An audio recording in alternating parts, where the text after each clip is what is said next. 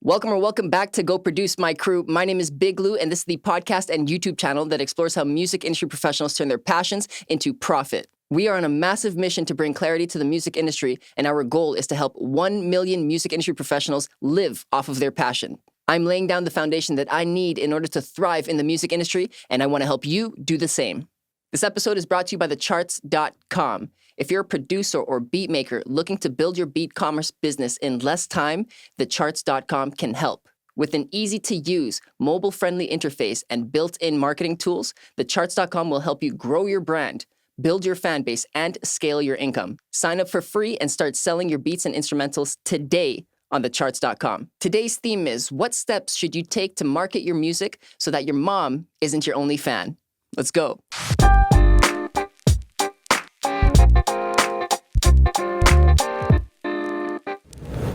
American music producer, brand strategist, professional YouTuber, award-winning creative marketing specialist, and founder of the Sell Music Academy, Adam Ivy has established himself as an authority in the online business world. He has been featured on CNBC, G4 TV, MTV, and E! Network. He has worked with over 2,400 independent recording artists in 23 countries with companies such as Burger King, Dell, Taco Bell, and Behringer. And with also major recording artists known as G-Eazy, Mod Sun, and Kevin Gates. His story is a result of him merging his passion for music production and his experience of the executive level corporate marketing. Go produce. This is Adam Ivy.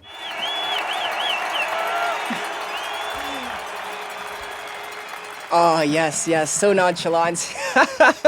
Welcome to the show, Adam. Thank you so much for being here. I want you to know we do appreciate your time. So let's make the most of this and go produce. Hey, I appreciate the opportunity. It's always good getting together with some good people, and that's what we're doing today. Absolutely. Let's jump right into it then with the first segment. The first segment is called The Basics. Yeah, we got someone swaying back and forth. That's right. One of our last guests, he wasn't too into the dance. I love the energy. All right. Never bring them back on the show. We'll leave them undisclosed for now. The first question I've got for you after you take that sip of water is, what is your first musical memory? That's a damn good question, man. First musical memory, probably my grandmother playing piano in her house. She was a pianist for multiple different churches in our area. An organist as well. It's funny because I was probably in the middle of elementary school or middle school before I realized that a lot of my classmates knew my grandmother because she did private lessons. And so there would be times I practically lived over there. I adored their house. And so I was over there all the time. And it was funny, once in a while, somebody would knock on the door after school and I'd be like, hey, I know you. They're like, is your grandma here? I'm like, yeah. And so, my dad also was a DJ for a long time for like weddings and events and stuff. My parents owned a tavern, like a bar for a very short period of time when I was about 4 years old, where they played a lot of music. So, I grew up with classic rock and polka and old school country. But I think the first memory would definitely be my grandma playing piano and it resonating all through her house. That's super awesome. So she was clearly a teacher. Did she ever teach you, or did your dad ever teach you DJing skills? Did any of that knowledge transfer over to you, or is it born separately? I think that music runs through my veins because of them. My mother actually she got a scholarship for college for playing violin. So she was very musically inclined as well. But my grandma taught me for about 2 years. And out of those 2 years, which is approximately 700 something days, I probably paid attention about 2 of those days. So they bought me a keyboard when I was a kid, and I would just press the demo mode and then pretend like I was playing. I was like, that's all you have to do is just you press the demo, it plays, and you can just pretend. And then my dad, he wasn't like scratching on the Tech 12s or anything. Never really taught. In fact, he wanted me to stay away from his turntables because I would always like drag the needle across and I was a kid, but no, I picked up music late. I didn't start making music or producing until I was about 21 years old. So I was kind of a late bloomer, though I did I'm very proud of this. I played cornet in 8th and 9th grade, which is like a mini trumpet. It's a mini trumpet. It's like, if this is a trumpet, this is a cornet. Only because when my mom went to the music store to rent a trumpet or buy a trumpet, they didn't have any. So I got the second best option they had that day. Hey, you got to make do with what you have. I love it. I love it. I'm telling you. Okay, cool. So I see that your transition into music wasn't like gradual from youth. You were influenced by it somewhat, but professionally, not so much so. It was around 21, 22 that you started. Since then, you've obviously learned lots of lessons in the industry itself, but I'm curious, what was one of the first lessons that you've learned? First lesson that I learned, I think, in the industry as a producer is no matter how good you think you are, you just have to keep it to yourself till a certain point in your career. But way too early on, I think I was a little bit too confident and cocky. And I screwed myself out of a lot of opportunities by kind of not staying in my lane, right? I thought that I was amazing when in reality I was pretty trash. And you talk a big game when you're around a bunch of people, and then later on you find out, oh, that person was Grammy nominated, and you made yourself look like an ass. And you got to be humble in this industry, and you kind of just got to earn your stripes and work your way up and be very appreciative of all the knowledge that you could surround yourself with, whether it be face to face, whether it be digital. And just understand that no matter how good the music is that you're making right now, you're venturing to make better music and getting more, refined with your skill sets over the years. That is obviously the goal. You want to continue improving. I'm curious to know, was there a specific point in time where you realized okay, now I actually have the knowledge, now I can share my opinion freely and not have like people be like, shut up? Yeah, yes and no. I mean, even to this day, it's like I'm very cognizant of trying to be a good listener. My mother instilled the power of interrupt in me. So every time I'm having a conversation with somebody, I'm like really into it. I'm vested into that conversation, and I'll jump in a little bit too much sometimes. So I've been really practicing in my 30s now to just kind of take a step back, calm down, take a deep breath, and listen.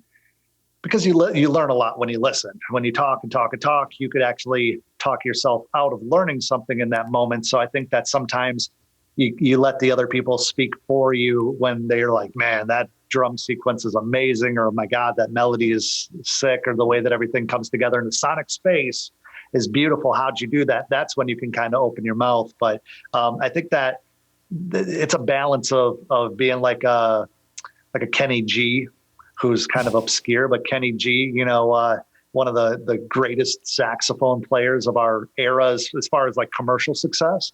And then you got like a Kanye West, who he'll tell you how good he is, especially, before social media and Kim Kardashian kind of, took away some of the confidence. That was a little bit harsh, guys. Come on now. It was directed to Kanye, not to you. Oh, okay. We don't like Kanye. Okay. Well, I mean, with that confidence and that outgoing, boisterous nature, you really have to throttle that, because not everybody can be successful that acts like Kanye. So it's very true. It's definitely a balance, but you don't want to come off too timid. You have to. It's such a balance of having genuine confidence to where you could say a lot in few words, I find. What has helped for me starting up my career, I'm a little bit like obviously more recently doing this. What I found to be helpful is getting into the room and like actively observing. So you're very keen on what the people around you are saying to you, but also to each other. How are they acting in this space? And you absorb all of this, and gradually you adopt these kinds of behaviors, and you begin performing like they do. So that's something that has helped me get to that. 100%. What is the greatest challenge that you currently face outside of COVID? Time. Not having enough time for all of the adventures that I'm on, for all of the regular business ventures that I'm pursuing. As things grow, as you grow your team, as you grow your obligation to an audience, time disappears really, really fast. When you could just focus on one thing, if you're just doing YouTube videos, that's all you have to focus on. If you're just doing music, that's all you have to focus on. But now we have to be kind of a jack of all trades in so many different ways, as well as I have like 4 or 5 different businesses right now that I'm trying to actively scale. Then if you build a team like I have, it doesn't mean that your life gets easier. It means that you now have to shift your focus and delegate, be very, very good with communication, because otherwise one task that you delegate to somebody on your team could take 3 times as long if you don't clearly communicate how they need to achieve that task that you sent them. So that's been another challenge for me. And I really think that over the years, my scatterbrained shiny object syndrome type of thing, like I want to do this. Okay, I got to kind of get bored. I want to do this, want to do this, want to do this, is something that's kind of held me back. But when you pick a few things that you really need to focus on and you get organized, it's literally just the time, because obviously you don't want to negate the relationships that you've built, whether that be with friends, loved ones, my wife, my dogs even.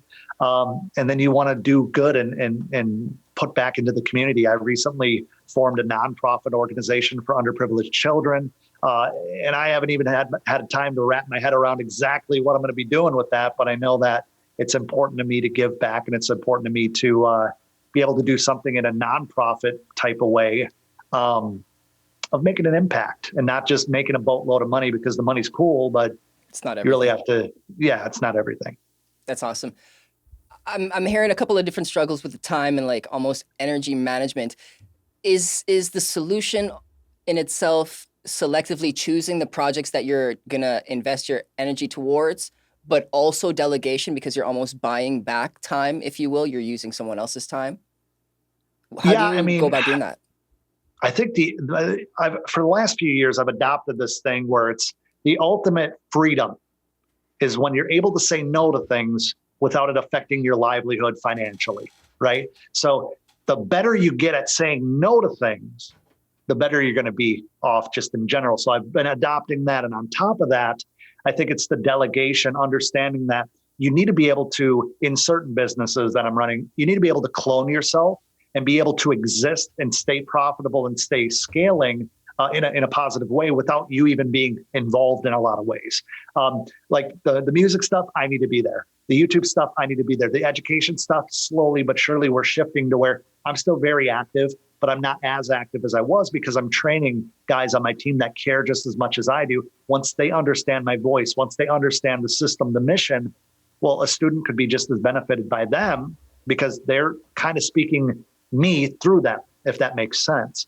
So there's certain aspects of being able to say no to things because it sounds fun, but you realize you're a little bit matured in the sense of it sounds fun, but that's completely a huge distraction from what my core mission, because it sounds cool to open a motorcycle shop if you're really into motorcycles, but if you're also a commercial painter, you might not have the time to do both. And so in the music realm, I try to keep all of my businesses, for the most part, in the multimedia space, so that if I'm in front of a camera for this, I could be in front of a camera for the education stuff. I could be in front of the camera for teaching tutorials and stuff for my platform, thecharts.com, doing, I guess, training would be another way for the capital equipment company that I have that I never talk about because nobody cares. They want music marketing. They don't care about laser engraving systems. But, laser tech. laser technology. So it's a constant struggle of how much is enough when it comes to the ambition and the drive of what you're trying to do versus how much of an impact are you making? What are you really passionate about? Because let's face it, what I was really passionate about at like 23 might not be what I'm super passionate about now in my mid 30s. So we evolve, and we have to understand that we need to evolve the way we're doing things. Otherwise we just, we're going to end up in Jinko jeans and, Cheeto crumbs on our shirt in our mid 50s. And ain't nobody got time for that. And no time for that. Yeah. Yeah. No, I mean, people are tend to be hesitant around change, but change is inevitable. And unless you welcome it, you're going to be fighting against that flow state. You don't want that. It's not going to. That's a great way to put it. Yeah. Never try not to fight the flow, man. I mean, it's so important. Yes. Totally agreed. Beautiful, Adam. That was the basics. We made it nice. We Ooh, made it nice. feels We good. made it through nicely. We did it. Yes, our next round is the speed round. We're going super fast. I didn't know we're doing drugs on this show. I don't have any speed on it. Well, we're ready. We brought everything you need. You're good to go. It's like a dad joke. It's a horrible dad joke. I got a bunch of them. But I'm surprised the grumpy sound guy didn't say anything. There he is. All right. So in this speed round, we've got 20 different questions that I'm going to be throwing at you in rapid succession. You have to answer them with one word, no justifications. Oh, shit. Okay. Let's do it. All right, cool. Would you go to the moon?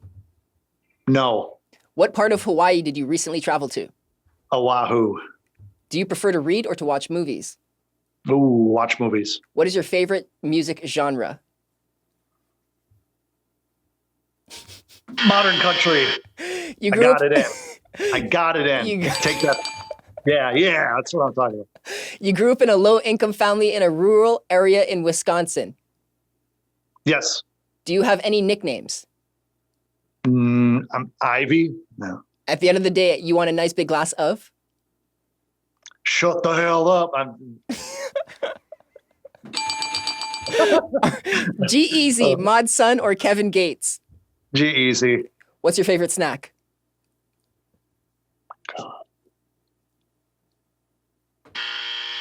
What's your favorite animal or plant?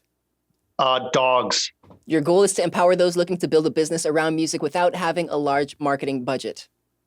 Yes. If movie is to watch, then Netflix is too. Chill. Where's your favorite place in the world? Right here where I am. How often do you currently produce music? Twice a week. Who is an artist that you currently find the most exciting? Ooh. Celine Dion. Where is your next where's your next vacation spot? New Zealand. Do you ever get overwhelmed with all that you do? Every day. Small town or big city? Small town. What is your favorite time of day? 7 a.m. Do people still question your techniques? Every day. Every day. We made it through the speed round. Nice. You made it through nicely. It was a couple of rough patches here and there, but we made it through. I overthink. I am a chronic overthinker and stuff like that. So every question, I'm like going into a catacomb of overthink. I'm like, favorite artist. Well, what genre are we talking about? Celine are we talking Dion. about? Yeah. It's one of my wife's favorite artists. Yeah. We had another guest on the show. She's like, well, you can't ask me that. What generation, what genre, this and that. It's like, okay, we're just going to move on from here. That's awesome. Did any of the other questions stick out to you? Snack food. I love eating. Chico, aka Danny, he's like one of my best friends. He's on my team. He's kind of my right-hand man. He's been trying to convince me for probably 5 years to start an eating channel called Adam Eats, where I like taste test snack foods and like go head to head and stuff. I am passionate about snack food. So when you said that, I'm like, are we talking sweet or savory? Are we talking fruity or chocolate? What are we talking about here? So like, I've been addicted to high chews lately. When I was in Hawaii, they're like this little rubber. It's like a Laffy Taffy on steroids. So these high chews, I'm not sure if you guys are familiar. This video is not sponsored by High Chew, but High Chew, if you're watching, email me. Get your people, get a hold of my people. My wife and I bought every flavor, and I was like eating them like a crack addict. I'm like, I need another one. There's banana, there's acai, there's grape, sour apple, sour watermelon. There's also pineapple. Pineapple's like a 9 out of 10. Banana, I think I might have already mentioned that. There's mango. I don't like anything mango. So we're going to Hawaii, essentially. Pretty much. We need these snacks. Yeah, we need to. Group trip to Hawaii. I'm curious because he said 9 out of 10. Is there anything that's 10 out of 10? No, I don't think a 10 out of 10 high chew exists. That's good. Because then we get into addiction. Yeah, that's awesome. Right. I'm over here like cracking them behind the table. I gotta go, guys. A little bit of time on G-Eazy, Mod Sun, Kevin Gates. Any memorable stories working with them?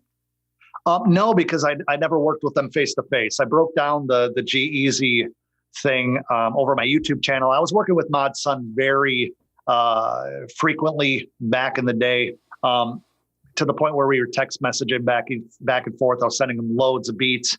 And I think we did 3 records together. The G-Eazy thing happened when he was going through beats in the studio with Mod's son in the studio. They were doing a feature on a different track. And Mod's son was playing the beats that I had sent him. G-Eazy's like, yo, what's that one? I want that one. And that's pretty much how it happens. You could have a placement with Drake or Nicki Minaj or Michael Bolton or whoever, like, and never see them face to face. In fact, a lot of times they might not even really know who you are. And that's the nature of the business. So whether it be Kevin Gates, Mod's son, or, I mean, a lot of other artists, like, you're not in the studio with them. I'm very introverted. That's why I love music production, because you can just send it off and you don't have to be in a studio at 3 a.m. somewhere random. Even though that's fun sometimes, but yeah, that's how it went down. That's awesome. Beautiful. Cool. I was just a little bit curious about that. That is the speed round. Oh, I was waiting for another jingle. What? But I already gave you one, man. I'm just gonna casually move on. You guys are so connected that he was like, oh, it's gonna be a banger fucking sound effect right now. Giving me cues that we haven't prepared or anything. Can't work like this. We can't work like this anymore. He's had enough. Adam, he might be looking for a new job. I will not refer him to you. All right. Well, I'll take his job. I can press a button. That's good. Oh, jeez. Alrighty. Our next segment is called What's Yo Take? Here, Adam, I'm going to present you with different statements or scenarios, and I ultimately just want your perspective. Cool? Okay. What's your take on using meditation or visualization? Oh, it's, I mean, I almost turned into an old New Yorker woman. Oh, let me tell you. I think that it's unbelievably powerful. You know, I do it every day when it comes to different types of meditation. And people don't realize that even just sitting in silence, kind of just, that really is all it really involves, is just calming down, kind of calming your thoughts. And then visualization is one of the biggest things that I've done in my life to get me to where I am now. It's like you have to be able to see where you're going, taste, the different things that you're going for. And I don't mean that in a literal way, but what does your house look like? What does your car look like? What do the people's faces look like that you're going to be helping or impacting? What does it look like being up on stage or in a studio? Like, you have to really be able to narrow it down and use your imagination to the max to be able to picture the wood grain on the railing of the private jet that you're coming out of, the smell of the leather in the supercar that you want to buy. Some people don't give a shit about cars. Cool. I love cars. I did this stuff. So even in visualizing, I'm making up words, envisioning what your family looks like, what your dream spouse looks like, not visually per se, but and I mean, I guess that would tie into it, but really like what that relationship dynamic, the dichotomy of that would look like and how you feel within it, and then work towards that. I mean, it might not line up perfectly, but I'll tell you, somebody that imagines their life better than what it is now is going to go a whole lot further than somebody that feels as if the world is against them and that life is happening to them and not for them. I fully agree. I've applied visualization to myself probably starting 3 years ago, and I've got a couple of different techniques that I apply, but I'm curious to know, is there anything specifically that you do that helped you even start doing this? Because people oftentimes, when I at least talk to them about visualization, they're like, why are you just thinking about things and things don't just become? It's like, yes, it's not just hocus pocus. There's more to it. What techniques do you use to like do it? I think that I use a lot of people as reference to kind of watch documentaries, to watch other people's content, as far as not even in my space. I'm talking about people that have done it. They might be 2 decades older than me, and kind of hear about where they've come from, not only for inspiration, but almost as like, what do they call that? Success modeling, right? Seeing, okay, well, he had adversities or this person had adversities. How did they get through that? What did that look like for them? If they can do it, I can do it, that sort of thing. Back in the day, I'd go to a ton of car shows. I've owned a lot of cars, and that's why I reference it. I love cars. I was a mechanic kind of before I ever got into music, because my dad was a mechanic in the military. My grandfather was a mechanic in the military. So I was always around cars. And so now at 36 years old, I've owned, I think, 84 cars and worked my way up, and love the culture of it, really, just like the music industry. I love the culture of it for the most part. Some of it's a toilet, but that's a whole different conversation. It's whatever happiness looks like to you, like follow that. Doesn't have to be a big house. It could be living in a tiny house. Wherever You're it like, is. whatever, Follow your happiness. whatever it is. Get to a point where you're able to be prosperous without hurting anybody, and doing what you love to do or you're interested in. I think that's success. That's the key. That's the key there. And just before we move on to that, I just wanted to say that an easy way to collect all of your thoughts and the ideas that you want to have in your life, whether it's a nice house or just a nice family or both, you can put that on a vision board, and that'll help you visualize long-term. Yes, vision boards are very cool. Look that up on Google. We don't need to talk about that anymore. What's your take on this, Adam? Most artists have what it takes. Whoa, I can't even read properly. Most artists have what it takes to live off of their arts if they market it properly. That's a loaded question, man. No.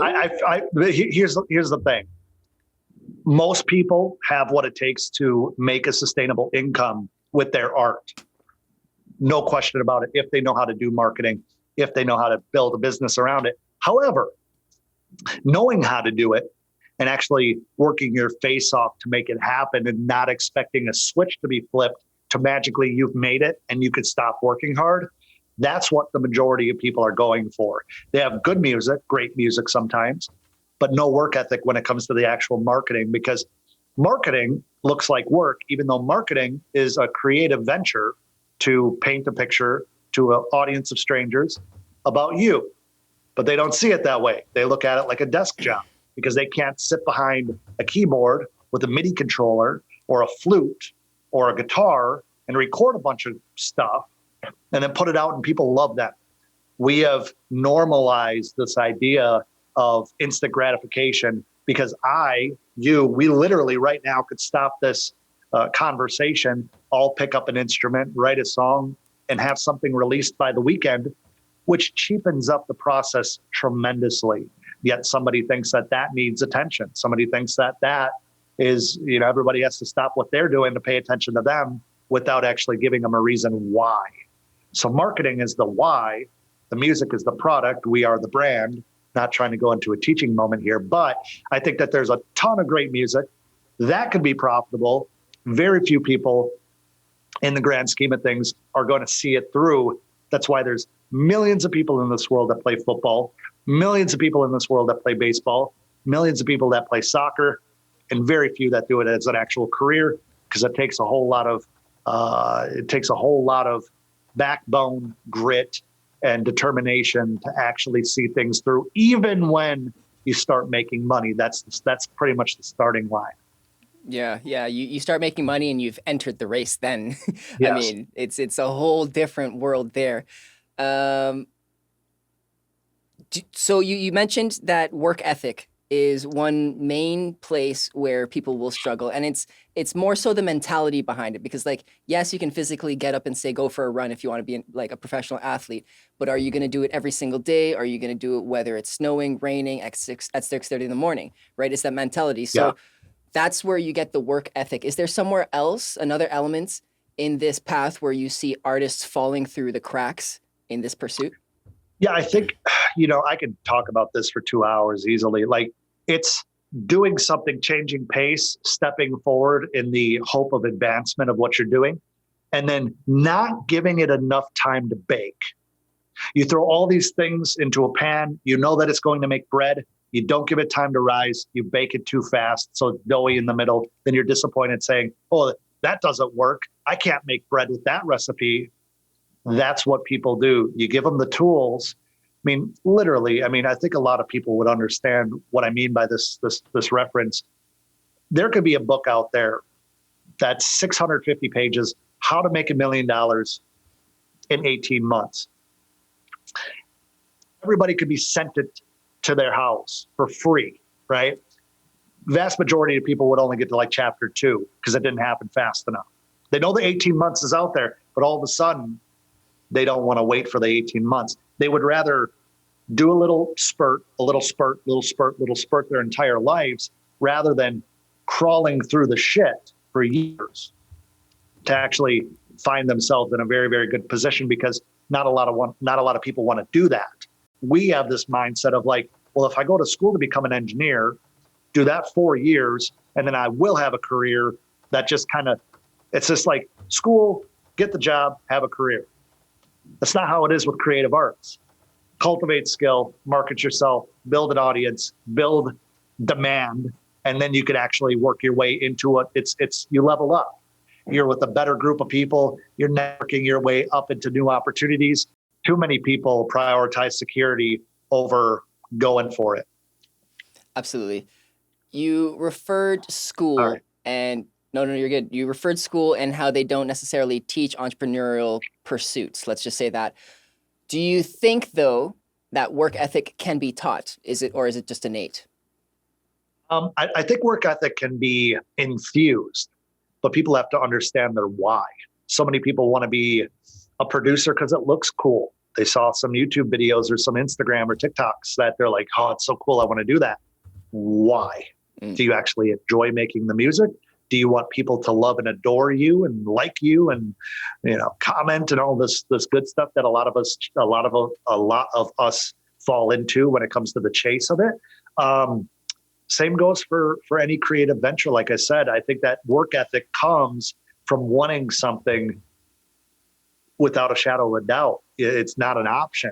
This has to work. I need to make progress in this, even if I never make a career out of it. How far can I take this? Because, I know it sounds kind of corny, but we live one time, man. I mean, depending on what you believe in, we live one time. Even if you believe in reincarnation, it's not going to be this version of you, right? So we have one shot at it. Time goes by very quickly overall. And there you are. Yeah. So what do you do with it? Yeah. And so you can go work a 9 to 5. And honestly, man, I am not the guy that is ever going to say like, you're going to waste your life away at a 9 to 5. There's a lot of people. I have friends, close friends that love their 9 to 5. If you're happy, you're happy. Like you said earlier. If you're happy, you're happy. Like we need tradesmen. We need doctors. We need engineers. We need all of these things. Not everybody is going to be a cool hip hop producer or a multimillionaire YouTuber or a watch blogger review. Like we're outliers, man. We're like, we're no different than the guy that's shoveling concrete for a living, making 18, 19 bucks an hour, trying to provide for his family. Okay. So last note on this before we move on.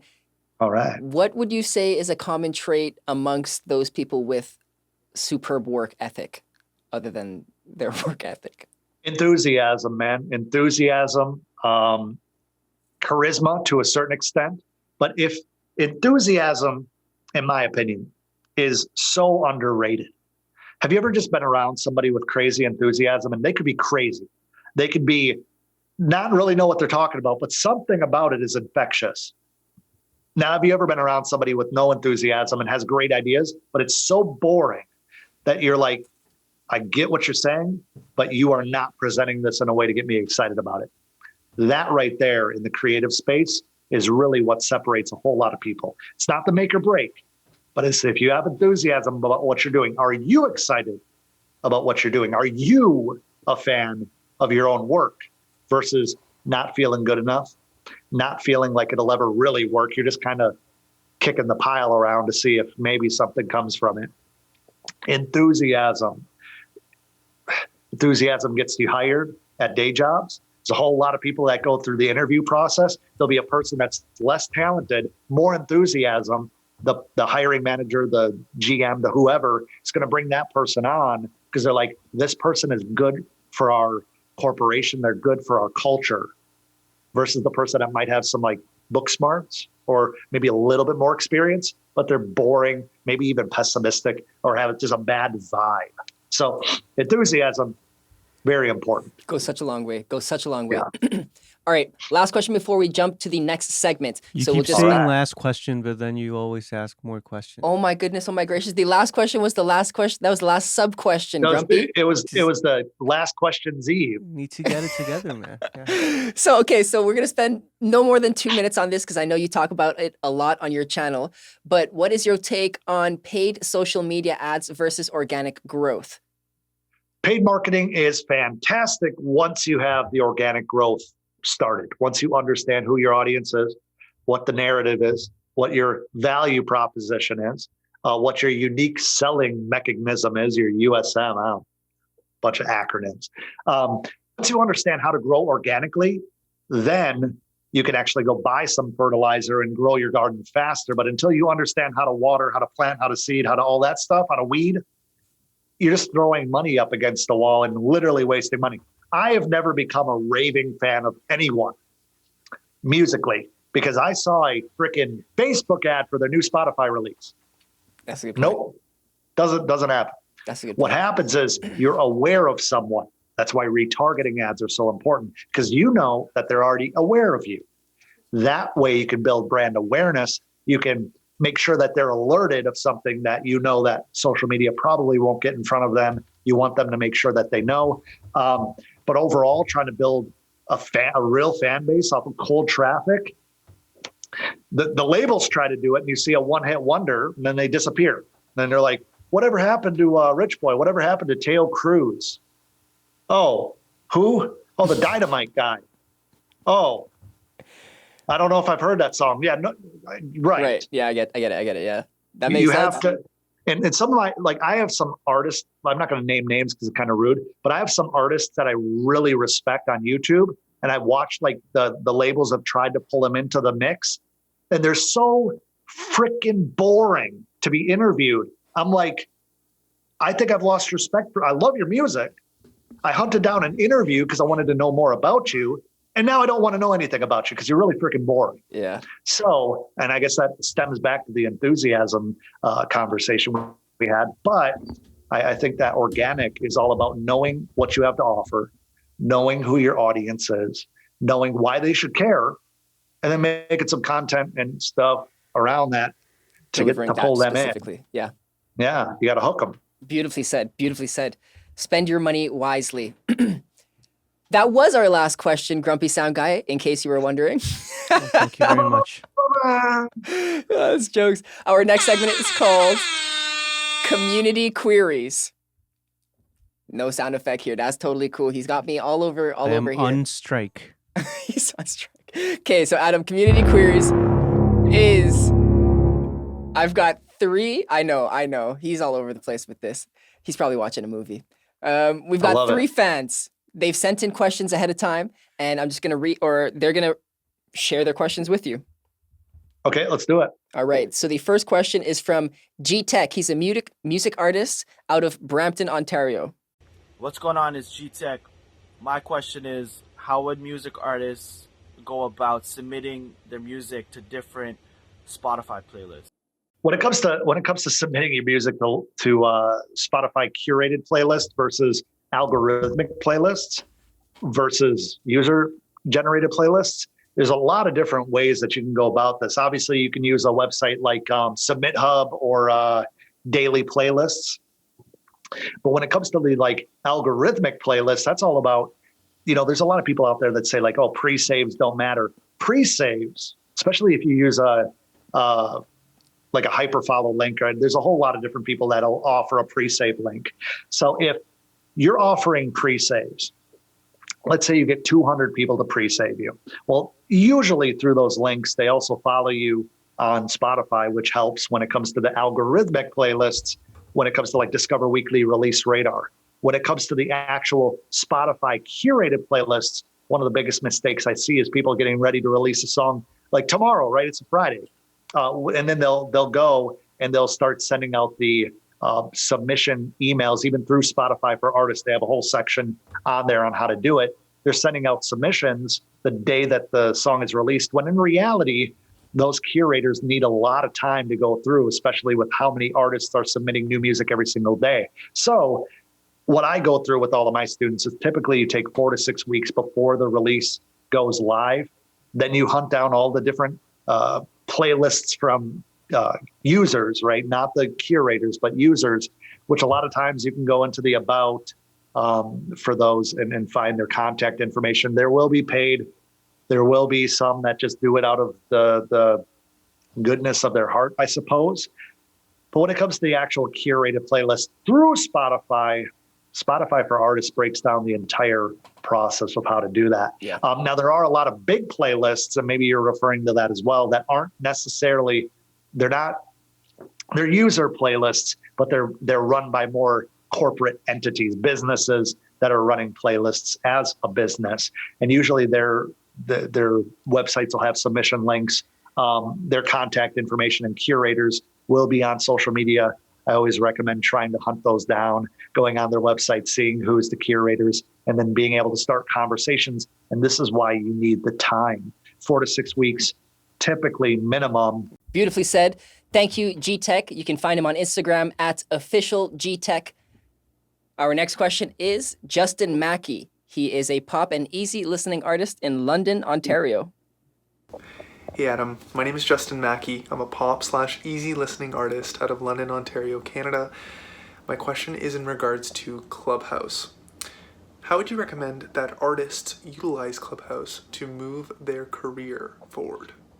There are some good creators on Clubhouse, but I personally became very disenchanted with the fact the majority of creators on Clubhouse are just like gurus talking to other gurus, and there's these big groups of like how to be successful, being successful, how to be successful, talking to other success coaches about being successful, and it just becomes a lot of noise. Artists utilizing Clubhouse, I'm trying to kind of wrap my head around that still, because I really do think that there's a pretty good chance that Clubhouse will kind of become an obscure app that everybody talks about. Remember that one summer when people would like invite you to Clubhouse? Like, is that still a thing?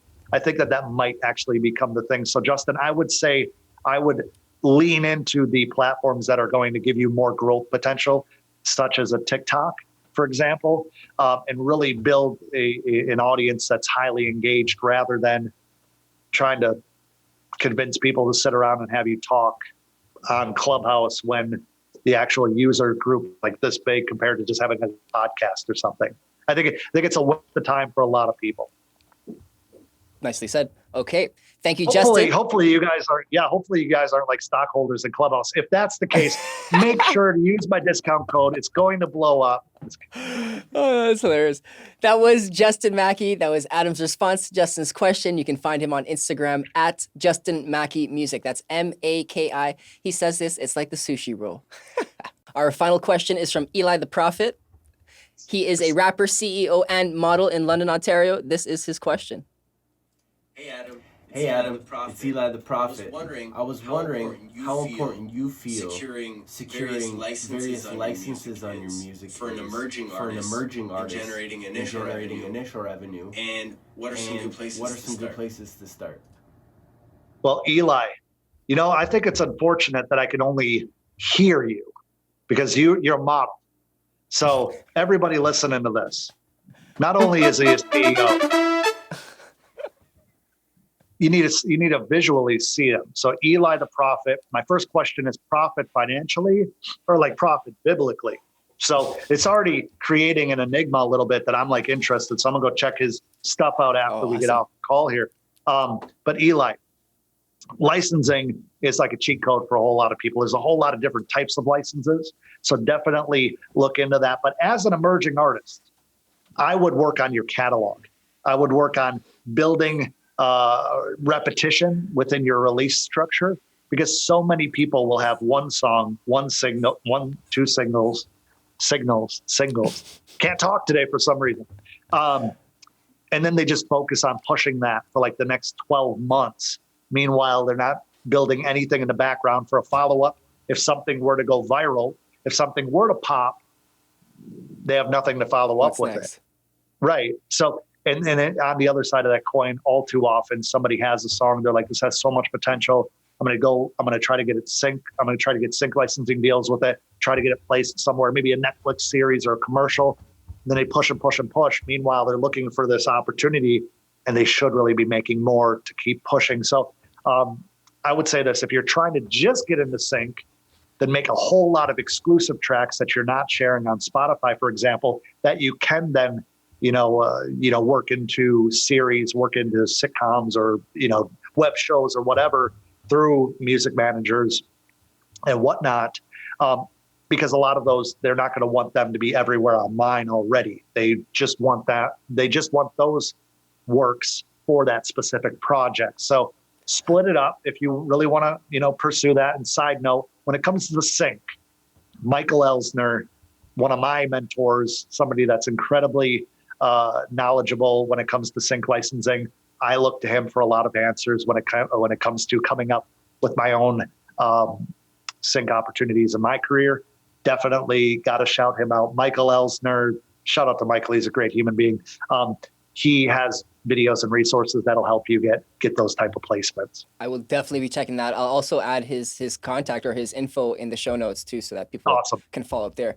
That was Eli the Prophet. You can find him on Instagram at Prophet of Rap. Moving on to Clear the Air. Ooh. I think this is calming. Do you think this is calming? Did you guys catch that turn? Oh, are you talking to me?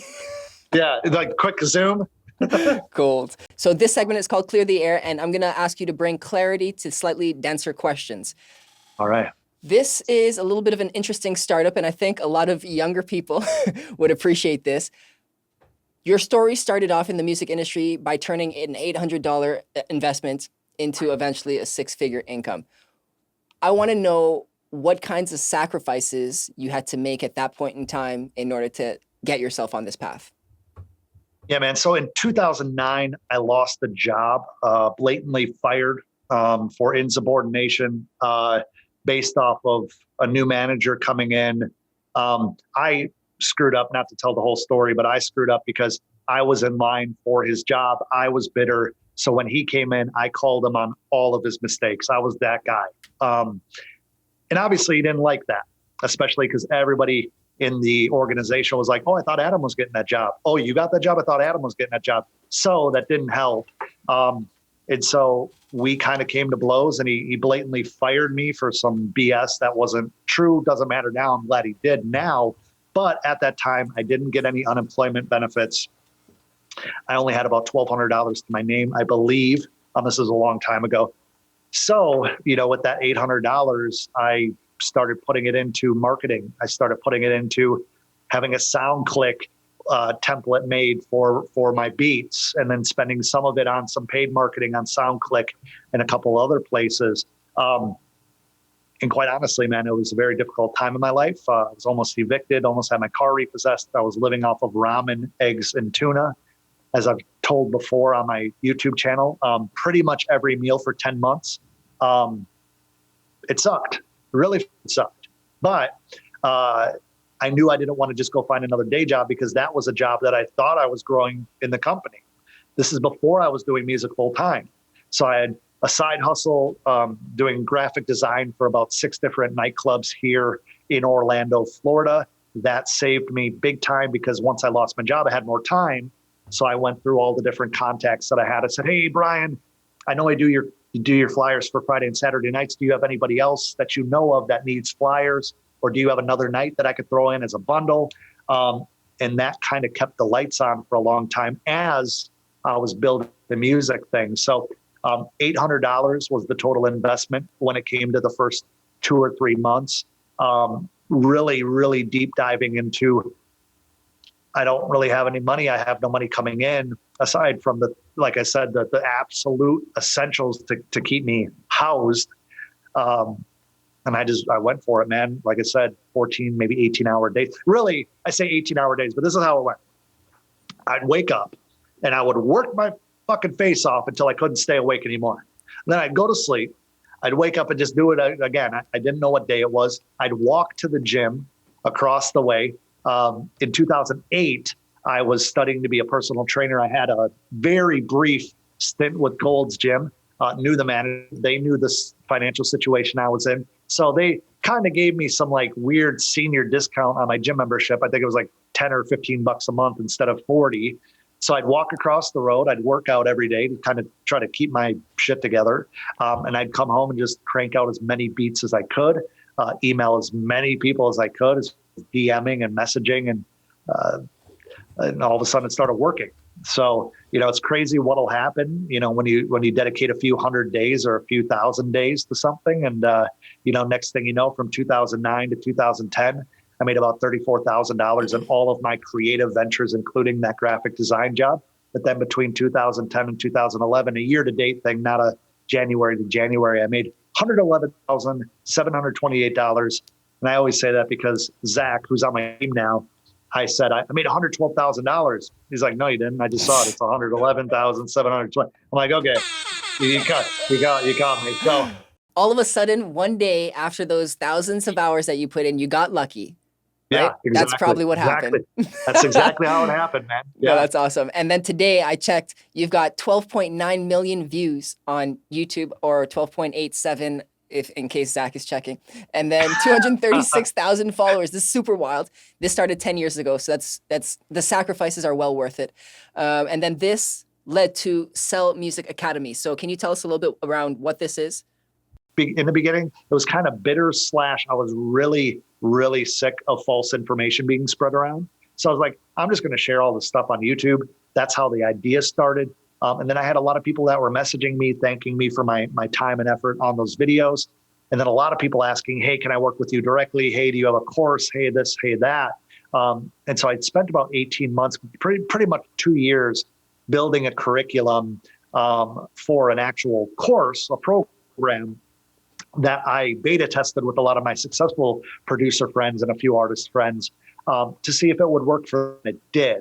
And the feedback that I got helped me refine it. And then in 2018, I finally launched that course, which shortly after I had people asking, well, hold on. So shortly after I had people asking if they could work with me one-on-one, which is when I officially launched a mentorship program. But before that, how it all started with the mentorship thing is I was helping my friends, as I just mentioned, and then I would have friends of friends start reaching out to me. Hey, I heard you help this guy. Hey, I heard you help that guy. He sent me to you.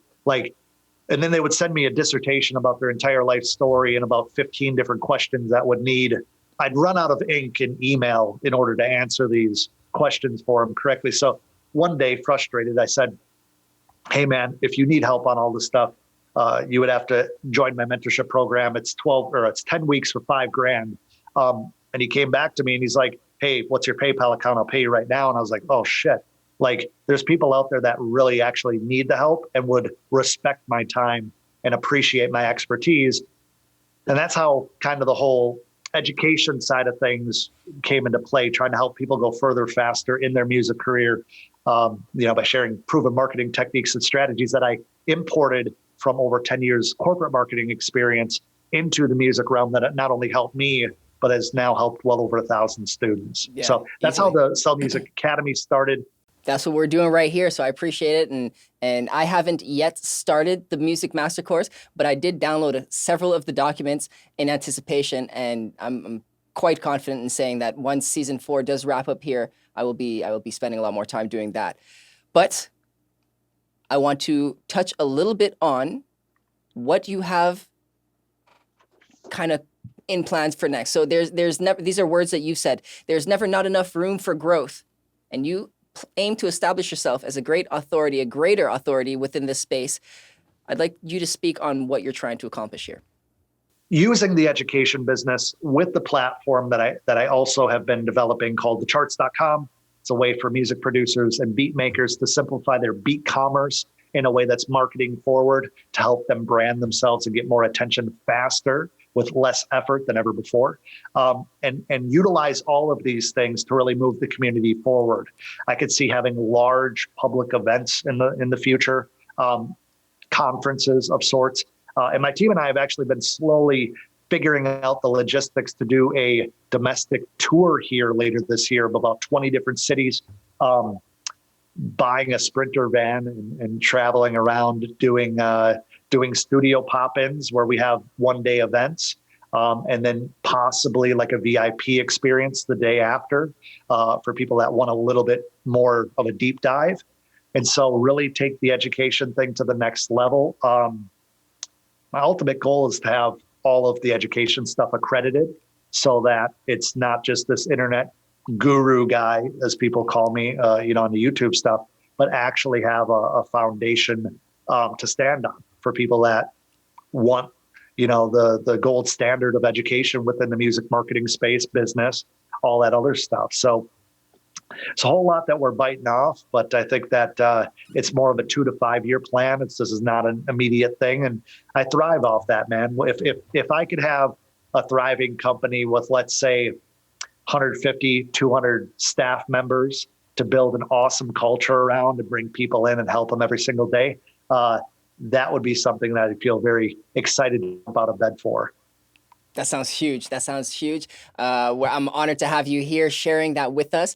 And I also do want to say that you might be talking 2 to 5 years out into the future, but it's the decisions that we make today that affect our lives 2 to 5 years down the road. So the fact that we're talking about this now makes it very real for then, which is That's it. Sweet. The charts, I'm very much looking forward to that because that is almost going to revolutionize the whole beat distribution, purchasing system. So I'm very keen on learning a little bit more about that as that unfolds too. Curious to know, finally, do you have any final words? One thing I say all the time, which is kind of old hat now, is use what you have until what you have pays for what you want. I am a true testament of that. You can be a true testament of that as well. Utilize the resources that are available to you for free. And then when you hit a plateau, you're going to be a whole lot further then than you are right now. And that's the time where you invest in better gear, you invest in a mentor, you invest in the knowledge and the actual proven step by step. But you don't have to jump into that day one. You need to confirm with yourself that this is what you want to do before you're jumping in full steam ahead. So make sure that you surround yourself with people that understand that you're going places. They don't have to understand where you're going. They don't have to understand how you're going to make it, but they understand that that's who you are. That's what you do, and just kind of blind trust. All right, Adam, where can our listeners find you? You go to musicmarketing.com. You'll find me. Go to youtube.com/Adam Ivy. Adam Ivy on Instagram. I'd love for you to connect with me over there. Thecharts.com. You won't see my face anywhere really, but we're running that in the background for our members. I'd love to have you guys join over there. You can join for free. Just get a taste for what it is, and then start growing your brand, growing your business. What else? Yeah, really, guys, I don't have anything to sell you. Just go to adamivy.com if you want to see my website. Adam Ivy, ADAMIVY. Just Google me. Do they still say that? They said that a Google. lot. Yes. Like the early 2000s. Google me. Remember, people had T-shirts. It's what it is. Google me. Okay. It's still a thing. That's awesome, Adam. Thank you so much for your time. Sheesh. We out. Oh God. Is that I don't how know the what kids they are do. doing it? I don't even know what they do. Cold. Cold. That's awesome. Oh God, respectfully. And That that's shit's it. bussin'. Let's go produce. This episode is brought to you by thecharts.com. If you're a producer or beat maker looking to build your beat commerce business in less time, thecharts.com can help. Remember that you can sign up for free and start selling your beats and instrumentals today at thecharts.com. Big shout out to all parties involved. You can find more value at our website at goproduce.ca. Connect with me on Instagram at go.produce. If you're on YouTube, hit subscribe. If you're on Apple or Spotify, make sure to hit download. This will really help us grow our community. I'm Big Lou, and this is Go Produce.